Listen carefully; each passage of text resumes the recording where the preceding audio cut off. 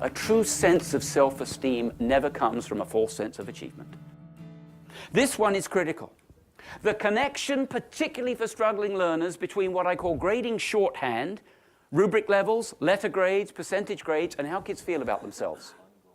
Think about this particularly the last time you returned a piece of work to kids, perhaps this very school year. How many kids getting back a piece of work from you, seeing that they've got a poor or failing grade, whether that's a rubric score, a letter grade, or a percentage, how many of them seeing, oh, this is terrible, I'm going to try so much harder next week? Yeah, right. I hate Cooper, I hate French, and I quit, is probably the more likely response. If we have a single kid responding in that way, then we are not going to get the desired effect of the grade, are we? What's the solution? We give them all A's? Of course not. Of course not.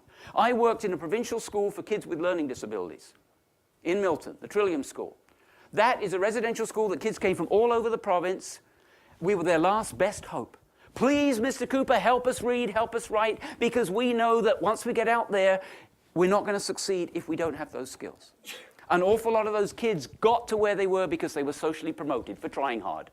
I can tell you the kids we work with in that school, a true sense of self-esteem never comes from a false sense of achievement. Let me say that again. A true sense of self-esteem never comes from a false sense of achievement. Kids know when they're being lied to.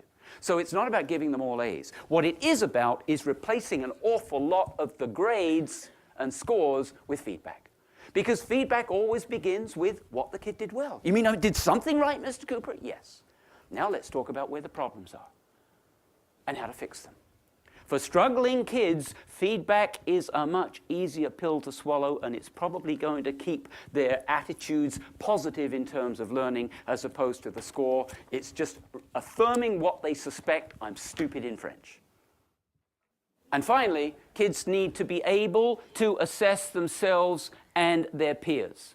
This is not a frill that goes on in elementary school. Fundamental to the research that Paul Black, Dylan William, and many others have done since is that if you truly want kids to become objective, autonomous assessors and adjusters of their own work, they have to have experience doing it.